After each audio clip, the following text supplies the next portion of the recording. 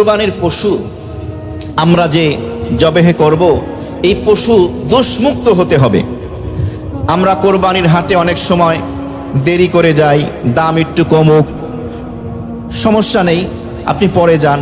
ঢাকা শহরে একটু বিলম্বে কোরবানির পশু ক্রয় করার একটি অন্যতম কারণ হলো এই কোরবানির পশু রাখার জায়গা খুব কম, যার কারণে চাঁদ রাতে বা একদিন আগে 2 দিন আগে সাধারণত ঢাকাবাসী এভাবে পশু ক্রয় করে থাকে। এটি দূষণীয় নয়, তাড়াহুড়ো করে কিনতে যাবেন না। যদি প্রাণীটি দোষযুক্ত হয়ে যায় আপনার এই কোরবানি তো হবে না। এবার খুব খেয়াল করব কোরবানির পশু, কোরবানির প্রাণী কোন কোন দোষ থেকে মুক্ত হতে হবে কোরআন হাদিসের আলোকে। নাম্বার 1, কান। কোরবানির যে প্রাণীটি আপনি ক্রয় করবেন ওই প্রাণীর যদি কান না থাকে, কান প্রাণীর, তাহলে সেই প্রাণী দিয়ে কোরবানি করলে কোরবানি হবে না।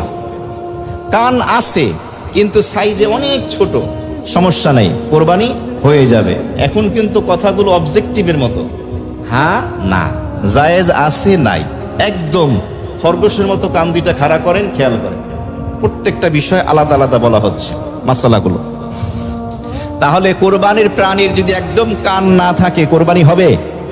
কান আছে কিন্তু সাইজে ছোট্ট, কোরবানি হবে? কান আছে কিন্তু কাটা, যদি সেই প্রাণীর কান 1/3 অর্থাৎ 3 ভাগের 1 ভাগ বা তার থেকে বেশি কাটা থাকে, তাহলে সেই প্রাণী দিয়ে কোরবানি করলে কোরবানি হবে না। সামান্য কম কাটা থাকে, সামান্য কাটা, তাহলে আবার কি হবে? কোরবানি হবে। নাম্বার 2, কোরবানির প্রাণীর দৃষ্টিশক্তি যদি 1/3 3 ভাগের 1 ভাগ বা তার থেকে বেশি নষ্ট হয়ে যায়, তাহলে সেই প্রাণী দিয়ে কোরবানি করলে কোরবানি হবে না। প্রশ্ন করতে পারেন যে কিভাবে বুঝবো কোরবানির প্রাণীর দৃষ্টিশক্তি 1/3 বা তার থেকে বেশি ভালো আছে না নষ্ট হয়েছে? সেটা বোঝার উপায় হলো ওই পশুর চোখের ডান দিকে বা বাম দিকে আপনি খাবার রাখবেন, মনে করেন ঘাস রেখে দিলেন, এরপরে আপনি তাকিয়ে দেখবেন প্রাণীটি কিভাবে এগোচ্ছে। খাওয়ার জন্য যদি আগায় তাহলে হাঁ করে আগাবে, আর যদি সে স্বাভাবিকভাবে দাঁড়িয়ে থাকে, বসেই থাকে, তাহলে বুঝতে পারবেন দৃষ্টিশক্তি ভালো আছে, নষ্ট হয়ে গেছে। কারণ পশুকে আপনি যতই খাবার দান ও কি চুপ থাকে না, খাইতেই থাকে, সারাদিন চাবাইতেই থাকে। তো সামনে খাবার দিলে, ডান দিকে বা বাম দিকে দিলে, ওর দৃষ্টিশক্তি ভালো থাকলে ও হাঁ করে খেতে যাবে, তখন বুঝতে পারবেন তার দৃষ্টিশক্তি ভালো আছে। তা না হলে, দৃষ্টিশক্তি ভালো না হলে ওই প্রাণী কোরবানি করলে কোরবানি হবে না। 3 নম্বর হলো কোরবানির প্রাণীর 4টি পা, 3টি পা দিয়ে হাঁটতে পারে, 4র্থ পা দিয়ে হাঁটতে পারেই না, জমিনে রাখতেই পারে না, তাহলে এই প্রাণী কোরবানি করলে কোরবানি হবে না। তবে হ্যাঁ, 3 পা দিয়ে হাঁটে কিন্তু 4র্থ পা দিয়ে হাঁটতে না পারলেও পার উপরে ভর দিয়ে চলতে পারে, তাহলে আবার এই প্রাণী দিয়ে কোরবানি করা যাবে।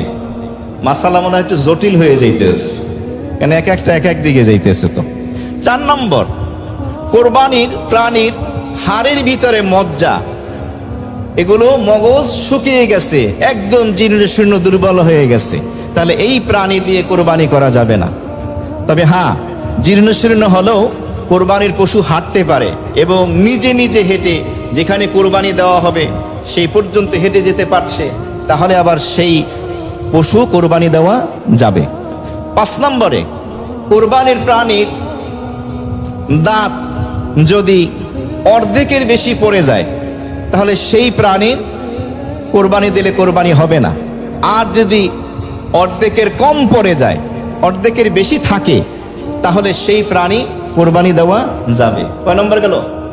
5 নম্বর।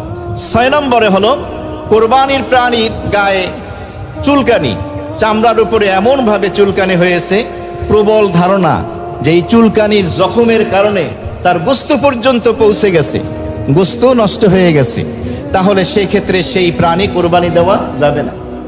6 নম্বরে, কোরবানির প্রাণীর যদি শিং একদম না থাকে অথবা থাকে ছোট, তাহলে সেই প্রাণী কোরবানি দেওয়া যাবে। শিং না থাকলে কোরবানি দেওয়া যাবে? আবার বলে না, কোরবানির প্রাণীর একদম শিং নাই, কোরবানি দেওয়া যাবে। অথবা শিং আছে ছোট, তাহলেও কোরবানি দেওয়া যাবে। শিং ছিল, ভেঙে গেছে, কিন্তু তার মূলটা রয়ে গেছে, তাহলেও কোরবানি দেওয়া যাবে।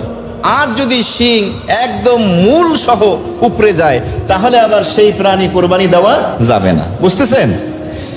এমনিভাবে কোরবানির প্রাণী যদি নিতম্ব না থাকে, পাছা না থাকে, তাহলে সেই কোরবানি পশু কোরবানি দেওয়া যাবে না।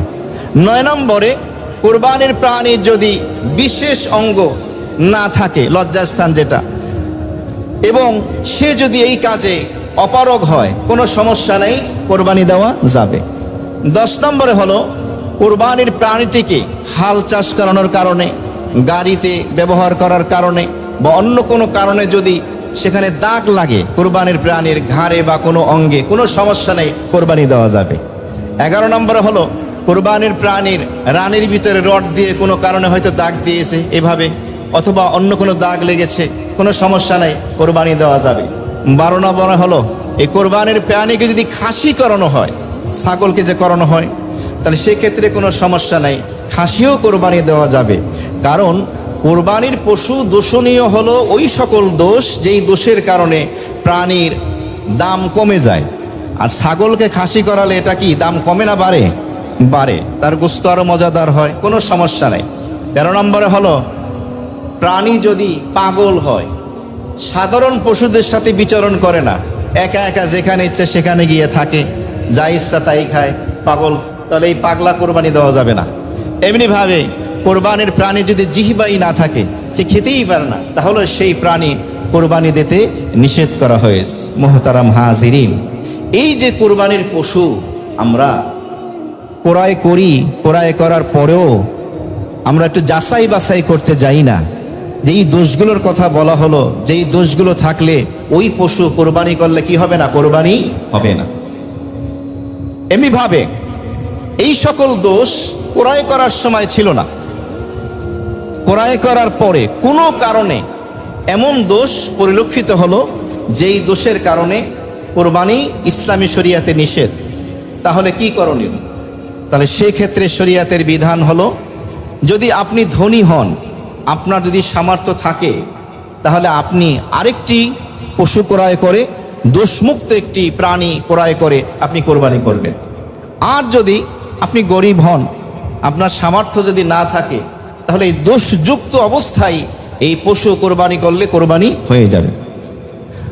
কোরবানির প্রাণী দোষমুক্তই ছিল।